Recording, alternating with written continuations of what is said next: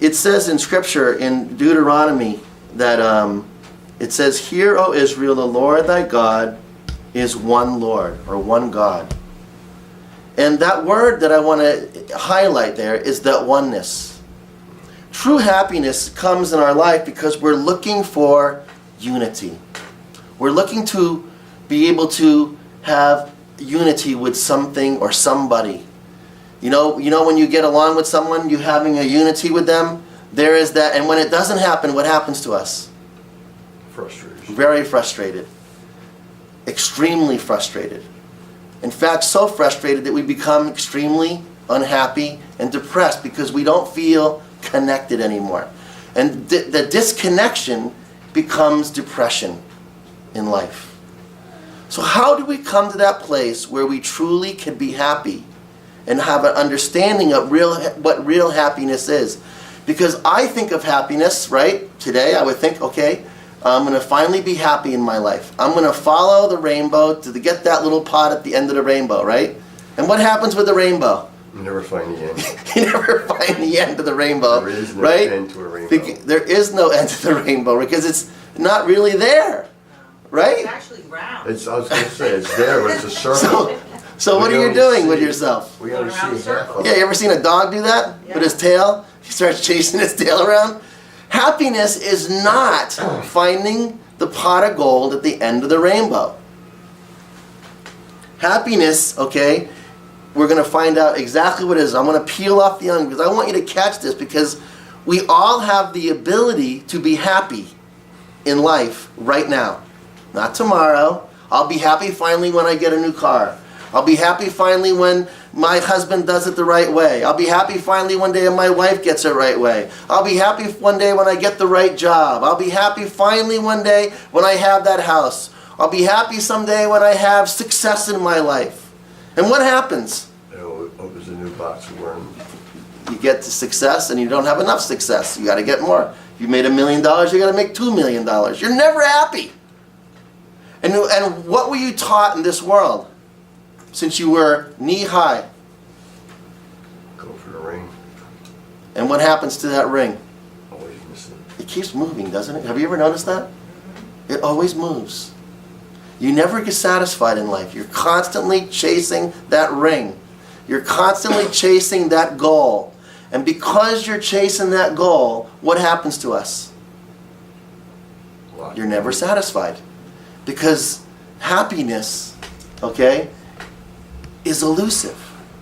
True happiness is elusive. So what are you saying, Violet? Are you saying to me that happiness is not real and I could never be happy in life?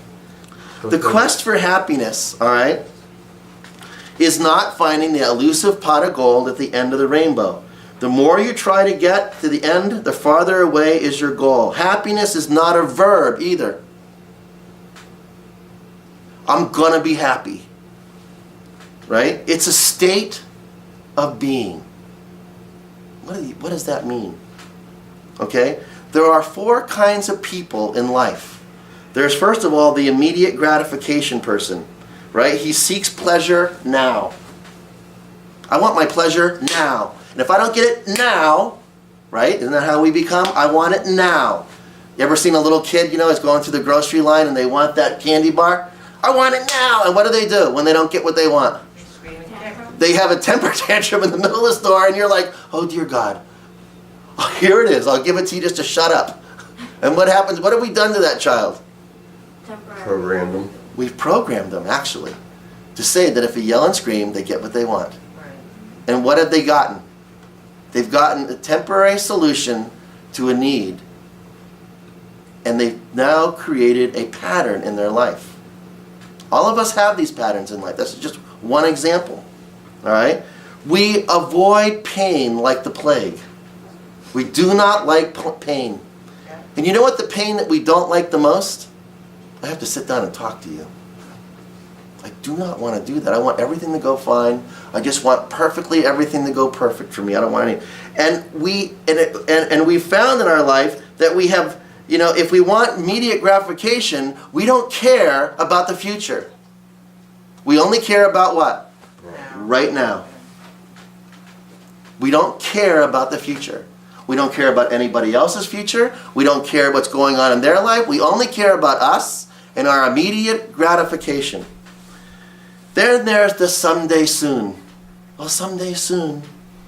We confuse the need for self-sacrifice to attain happiness. Weren't you told that if you sacrifice now, that you'll be happy later? I'm going to sacrifice now in my life. Didn't our teachers tell us that? Didn't our parents tell us that? If we would sacrifice now, if you would be unhappy now, you will be happy later. Right? There's not a person in this room that didn't happen to. If you had a teacher, anybody in life, and we were programmed to do what? To self-sacrifice for the greater goal.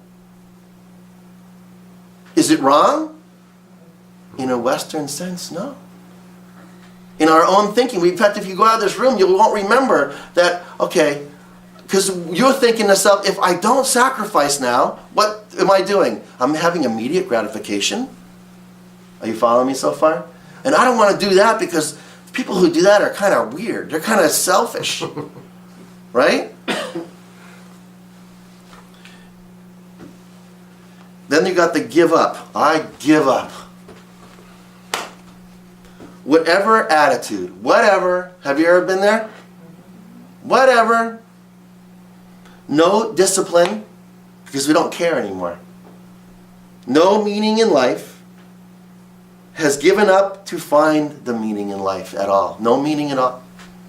That's, I give up. And then you have the person that's truly happy. They realize that happiness is a choice. It's a state of being and not a goal. That means that you're not following the elusive rainbow and finding the pot of gold at the end. That means that you're choosing today, right now, this very moment, that I'm going to be happy. And it has nothing to do with your goals. It has nothing to do with your self-sacrifice. It has nothing to do with self-gratification. Happiness is a state of being. And it's a willingness to be happy on the journey of life.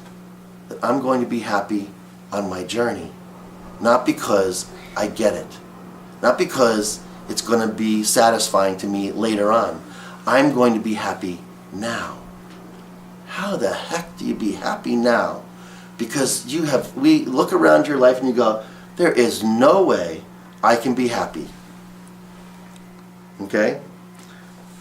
And then we have these things that we say to ourselves is, I don't deserve to be happy because I did this wrong in my life. Or I was told I was no good. I don't deserve happiness. And do you know that for many of us, that is a thought that goes through our head over and over and over again. And in fact, I won't experience happiness because I don't deserve it. I'm not worthy of happiness. Remember, happiness is a state of being, not a goal. The benefits of being happy.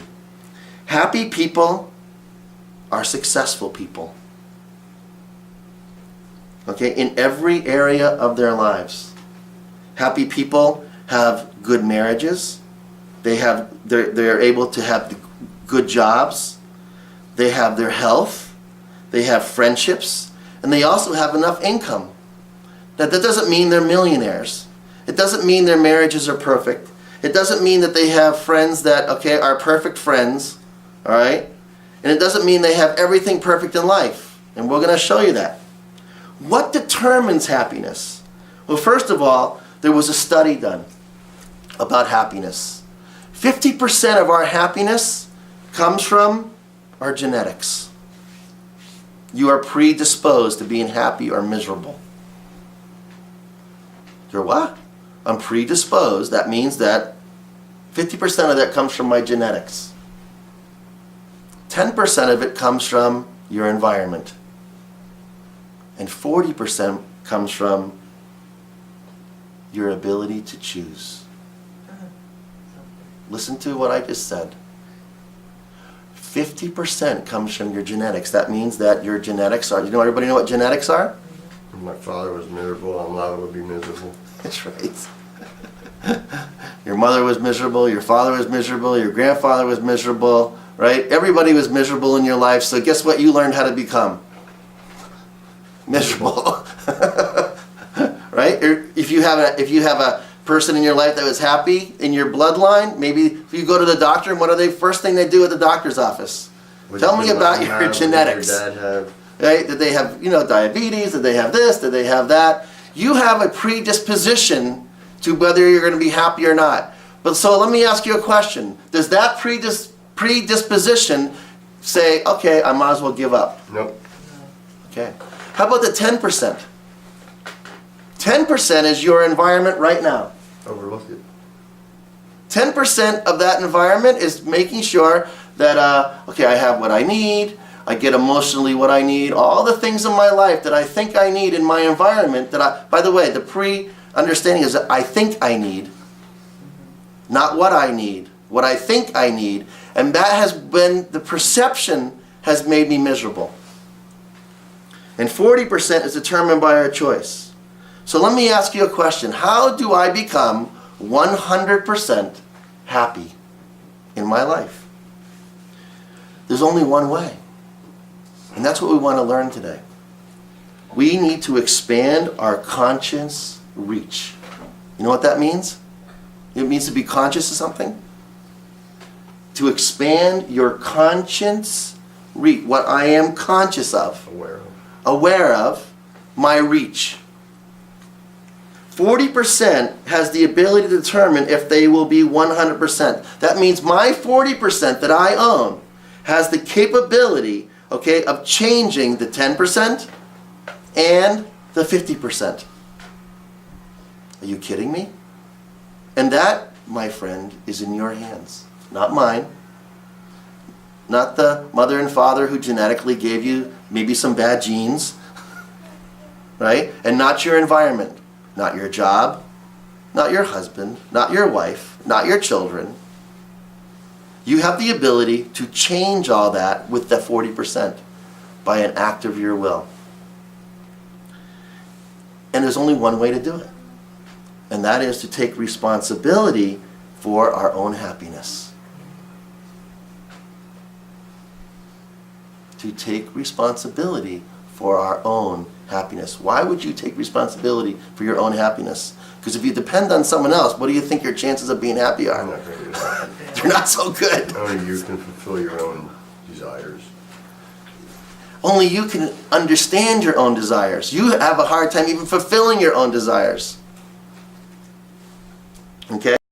So, if we don't take responsibility for our happiness or the lack thereof, then our happiness will be determined by our genetics and our circumstances.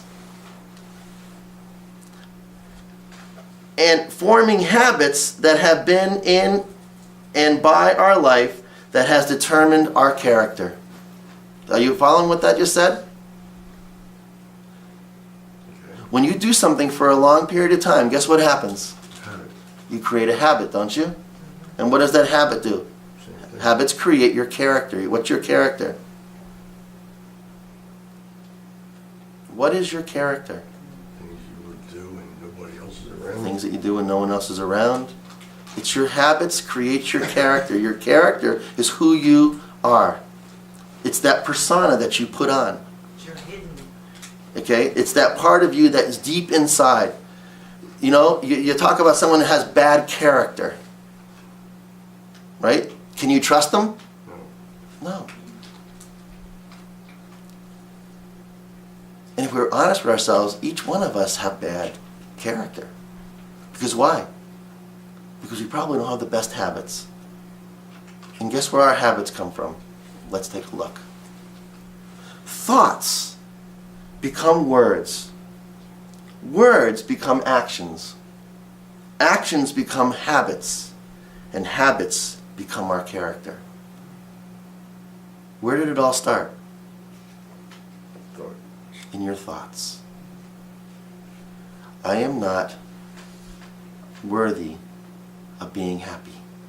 And what happens with that thought? What does it become? It becomes your words. And what happens to your words? It becomes your actions. And your actions become what? Your habits. Your habits. And your habits are formed into your character. Are you seeing this so far? So how do you change your life? First thought in the morning is, I'm going to be happy today. You can do that, but there's even deeper than that. There's much more, better tools, and we're going to find out what they are. Our character, guess what our character determines? Your destiny. Where are you going in life? Who really screwed it up? You did. By what? Your words. By your words. By your thoughts, your words, and your actions that became your habits. And guess what your destiny is? You're living in your destiny. Because you have a destiny. You have a calling. You are a living prophecy. Do you understand that? You have a living prophecy. It took me 50 years to figure this out. So listen really well. And maybe it's only recently that I've actually caught it. Because I've heard it a million times. But guess what? I didn't believe it. Our destiny. It's been our choice to live in our fallen state. We've chosen to live in our fallen state. Look around you. And you tell me what state you live in. Look at your emotions. Look at the things in your life. Look what you surround yourself with. You have made the choice to live that way.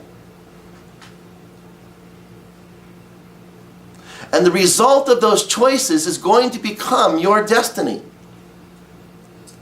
It is your destiny. The choices you made 10 years ago has destined you to be here today. Because I have a process, I have habits that I go through in my life with prayer and going before the Lord and praying for every one of you and trying to find a way to bring the presence of God into your life that you might find happiness. And I had this prayer request that was pissing off the Lord to remove him. Instead, what did I write? Lord, teach me how to work with him. Do you know, as soon as I changed that prayer request, as soon as I changed it, it changed my outlook and how I perceive the situation. And prosperity began to flow again. You could feel the flow begin to flow. Because instead of praying, and the Lord showed me, he showed me a story, and I know this story is going to sound odd, but there was this rabbi sitting with his student. I told Arlene the story yesterday. And the student was sitting there, and he watches a lady come in with a mentally handicapped little boy. And when the mentally handicapped little boy walked in with the mom, the rabbi stood up like he was greeting the President of the United States or a king. And he greeted the young boy who was mentally challenged. And then he sat down and he began to talk to the mom because he was so mentally challenged. There's no way of conversing with this kid. And when they had their meeting and the mother left, the student said to the rabbi, "Rabbi, I have a question for you." He goes, "What?" He goes, "Why did you stand up as if you were greeting a prominent person when that little boy came in the room?" And you know what he said? Because you don't know who you're greeting that's living inside that boy. Because life is so much bigger than this small thing that you see, than you just seeing a handicapped boy. Do you know in life, even Hitler had destroyed people that were handicapped? Did you know that? Because they had no value in his eyes. And that's what we do. We do that to others. And what are we doing? We are trying to elevate ourselves. Remember, to exist, if you remember from last week's teaching, to exist means that you are going to do whatever you can to make sure you stay alive. To exist is not life. To be alive is life. To connect is life. To help others is life. That's why when Jesus came, what did he do? He was connecting things together. So, in order for that fallen state in our life to be rectified, what do we have to do? I always tell Ed, you know, what would I always tell you about things that are fallen? Put it back up. Put them back where they belong. What do we normally do? If lust is your downfall, then what do you need to do with it? Put it up. What is the opposite of love? Lust. What is it's love. If beauty is your downfall, okay, then you need to be able to see the beauty of God. I'm going to go through one after another in life. That's what we do. And what do we see that comes out of our eyes? We see all the fallen nature. I know. I'll get up in the morning and I'll see Arlene's fallen nature. Point in the end. So, in order for me to be happy, we've learned a couple of things now. What? First of all, that 50% of it is our genetics, 10% is our environment, and 40% is our ability to choose to be happy. Right? That means that life, that it's a choice in life. So if I'm going to make that choice, how do I make that choice? It's an act of my will. That means I got to be able to look at everything in life, and I've got to decide, okay, how am I going to approach it? And guess what? God is the same way. How are you going to approach Him? So let's go back to the Garden of Eden for a minute. When they lost the connection, what happened? Their eyes were open. Their eyes were open, and they became what? Afraid. Well, they had to make aprons, right? Yeah. Isn't that what it says? And who remembers what the aprons were made out of? Fig leaf. Fig leaves. And what is fig leaves symbolic of? Covered. It's a covering, but more than that. Excuses. Excuses. Excuses. Excuses. Excuses. Why am I the... Because I had a bad life. Because I have a bad environment. Because I have a bad job. If only, right? If only. I mean, we're the kind of people that we get an umbrella, right? We go outside to go walk to the store, okay, and it starts pouring rain, okay? So we got to run back in the house and get an umbrella, right? And we put the umbrella over our head and we go, okay, we can save from the rain. But you know, I got this cheap damn umbrella because my boss is so cheap, he won't pay me enough money because I can't afford a car to go to the store in, right? Isn't that what we do? And we start looking at the whole chain of events in our life that has made us miserable, right, because of the rain. Who gives? How does that work?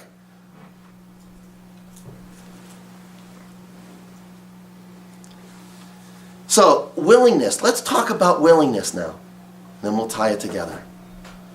In Hebrew, the word for willingness is ratzon. The ratz of the ratzon means to run. To run towards something and to return. To run and return. To run and return. Isn't that what we do all day long? We get up in the morning, we run, we get all our jobs done, and then we return. Those become the habits of our life.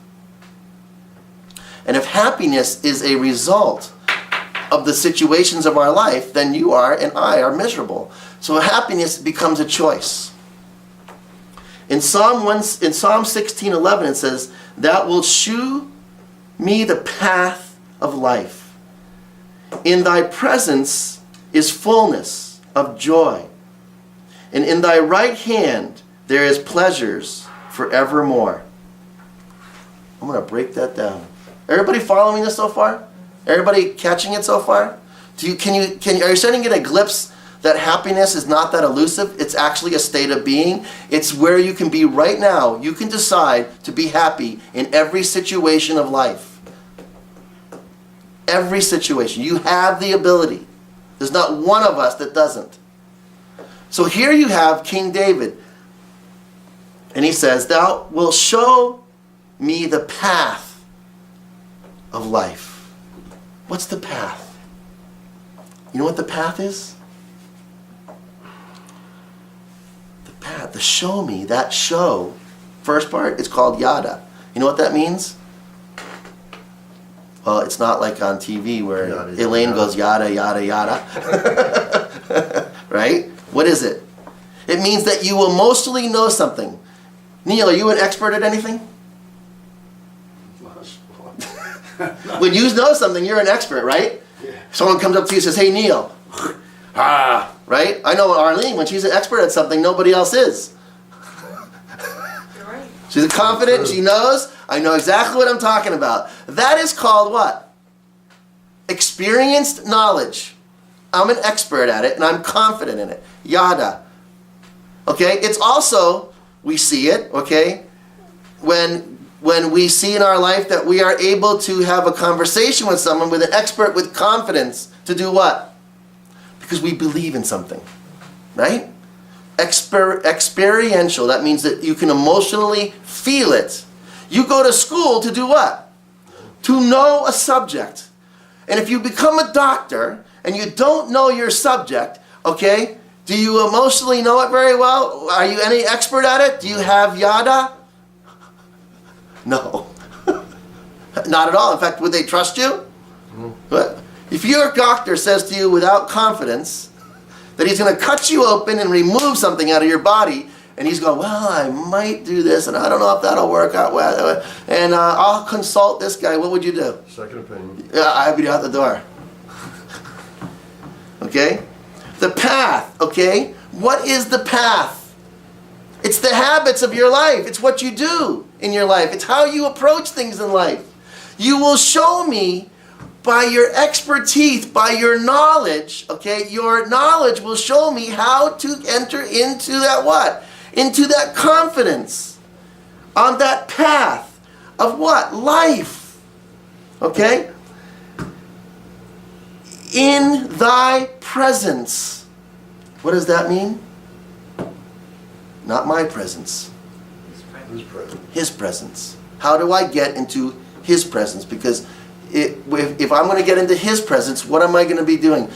Then you're in the very root of happiness itself. Didn't Adam and Eve get kicked out of the garden because they ate of the tree of the knowledge of good and evil? And they were separated from the presence of God? Don't you want to be in the presence of God? And shouldn't that be the source of your happiness? Because that happiness is an eternal happiness. How do you get in there? Well, I submit to you, when Ed first worked in the door, he gave you the secret. Ed, say it again. I took the burner.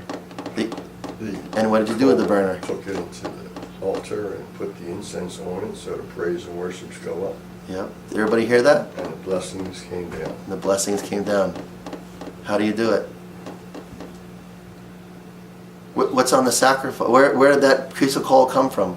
Do you remember? On the altar of the sacrifice. And what happened on the altar of sacrifice? The Lord shed his blood. The Lord shed his blood. So that's the power. That's the thing that's going to make it burn. What do? Well, I've sacrificed so much for that person, you would not believe it. Right? And what happens to our praise? Putters out. Not only putters out, it kills it. Zzz, fire comes out from heaven and zap. Fire came out from heaven, I know I was almost there.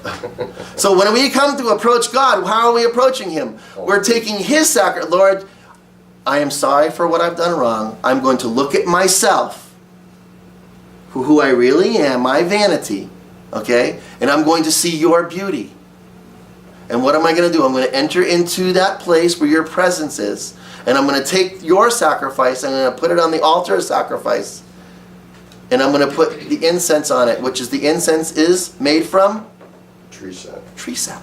The life of the tree. Which is the life of the tree. Are you following me so far? So how are you going to enter into and to come into a place of happiness? By recognizing what Jesus did on the cross. Seeing yourself for who you really are, which is not a pretty sight. And then being willing to take responsibility for it. Isn't that what we've talked about all this time today? You say, Lord, I'm going to take responsibility for it, but I don't have an ability to get cleansed from it. Only you can do that. I'm trusting in you. And what happens? You enter in behind that veil, the first veil. And then you come and you take that incense and you put the incense on his sacrifice. You hear me pray at the altar. The only sacrifice that ever brought God's love and mercy to this earth was the sacrifice of his son. But you know what we practice every day? You know something? I sacrificed so much for that woman. I sacrificed so much for that man. I sacrificed so much for my job. I sacrificed so much for this. And I don't get paid properly. I don't get any thanks for it at all. And what incense is that? You're going to burn up. And we don't even have to tell you that. We find out that we do that anyway, don't we? We're damn good at it. Not one of us escapes this. Even if I told you that's not true. You can go find another guy. You can go find another job. And what happens when that happens? The same exact thing, because what happens to you? You keep following yourself. Right? We keep following. What are you doing here? Right? You see what God is trying to show us? He's trying to show us that there's a way. That He is the way, the truth, and the life. His presence can come into our life. So go back to my prayer request. As soon as I've changed my prayer request, what was I doing?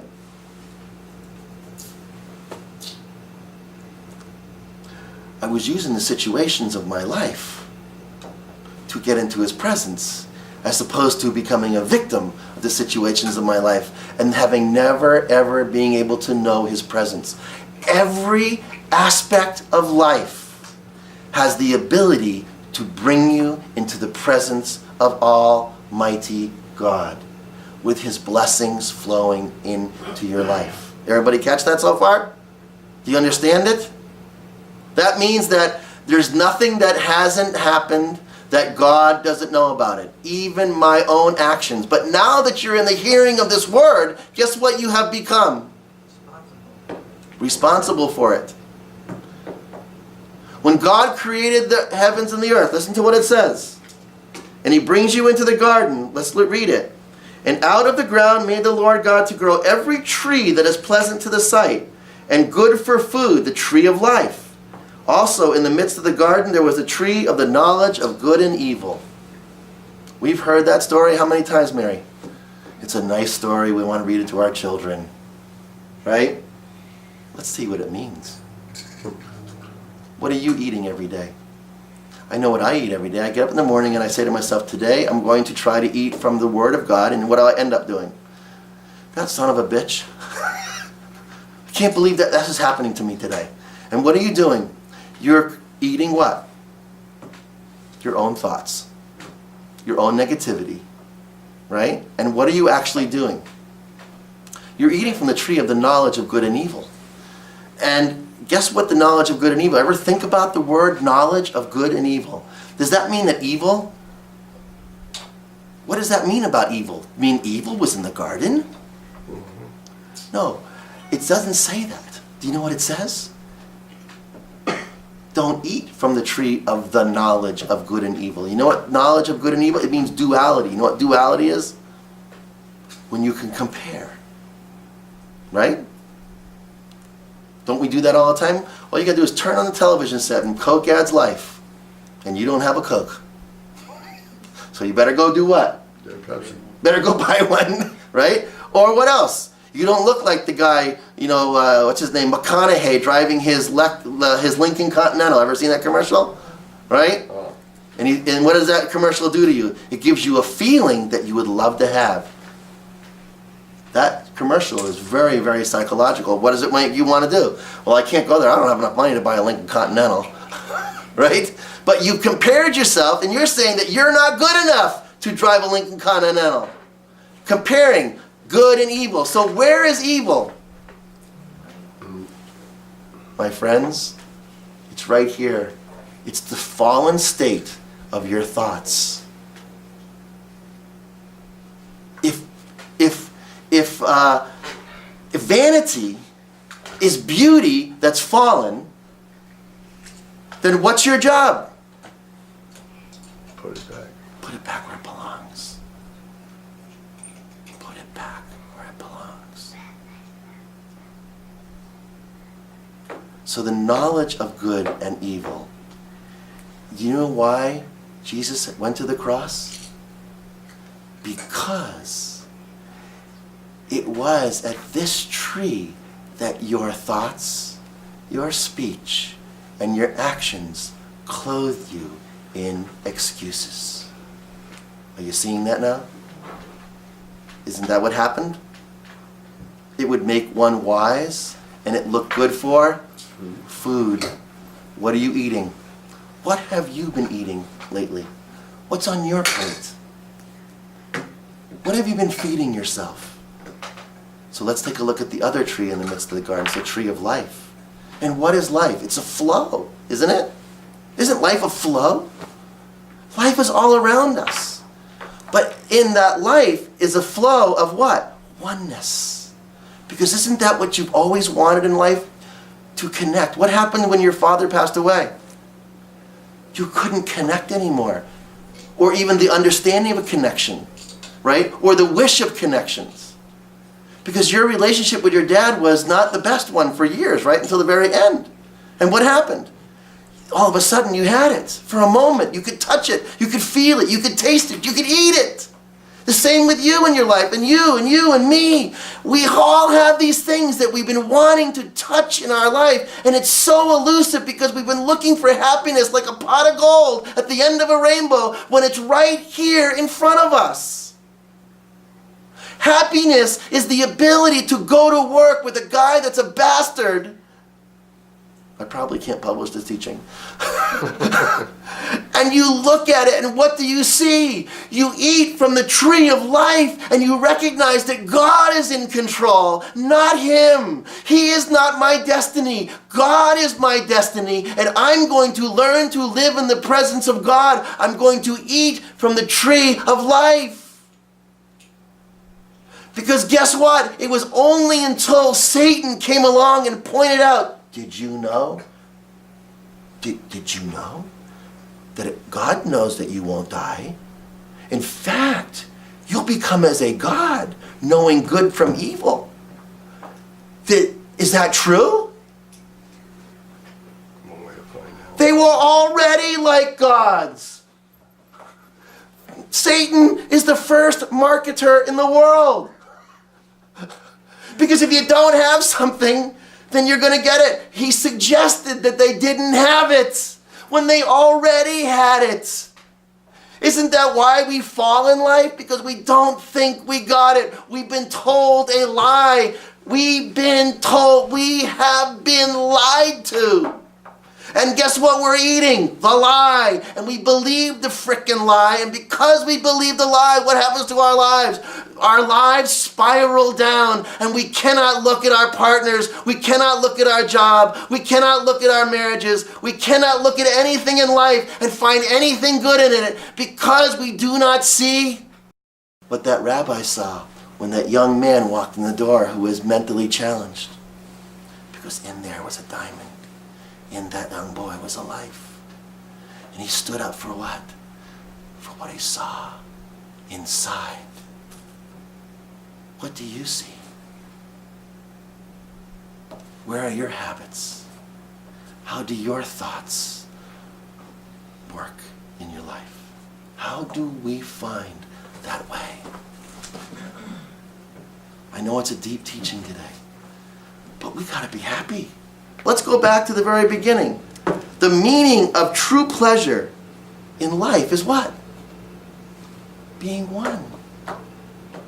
Being able to see that everything in my life is there and I can put meaning into it. Even when bad things happen in my life, I can look at it and I can get meaning out of it. If I have to do those things which are hard, and believe me, sometimes the things we got to do are hard, and we do it with the right intentions, guess what happens? The blessings of God flow. But as soon as we have excuses, as soon as we cover ourselves in fig leaves, as soon as we guess what's going to happen to us? It's get out of my garden. Get out of my garden. I don't want that to happen to anybody here. I want you to find the joy of being in the garden. So where is the garden?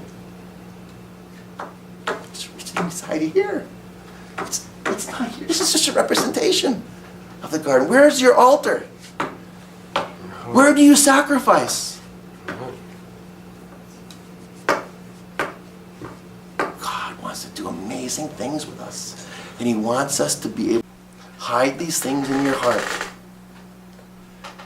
When she heard the words about her son, she hid them in her heart. She meditated on them. Guess what that means? To eat, by the way. What do we do with our thoughts? We eat them too. We eat all the bitterness, the hatred, the bitter root judgments, and we eat them like an apple. Take the Word of God, which is what you're hearing right now, the Word of life, and eat that. Stop having a prayer life that is a prayer life to hurt somebody. And believe me, you don't have to have an official prayer life to do that. All it has to do is start where? Right here. And then it leaks out of here. And then it comes into our actions. And as soon as we see that person, what happens? We hit them. Either with words or with our thoughts and with our actions. And isn't that how a priest clothes himself? Didn't we learn that? Aren't you a priest? I have taught you how to enter the presence of God today. Taught you how to enter God's presence and to become one. And Jesus, on his last prayer before he went to the cross, and you know what he prayed? May you become one with me as I am one with the Father. That's what he said to his disciples. May we become one. You know why? Because they would be happy. And guess what happened to the disciples? They were able to face death with a happy heart. Are you able to do that? But you know why? Because they had meaning and purpose in their life. Because they knew what they had in their hands. And even when Jesus was gone, they were one with him as he is one with the Father. This should just take our very spirit, everything within us, and make it stand up and go, holy mackerel. Holy mackerel. Look what I have. Peter, once he realized it, guess what he would do? He walked through the beautiful gate, and he said to a guy who was crippled, he said, rise up and walk. And he took up his mat and he walked. It was only 3.5 years earlier he was asking Jesus to get off his boat. You can go through every one of the disciples and after another of the changed life. You and I have to make a decision. Are we going to have that change in our life? And where does that change start?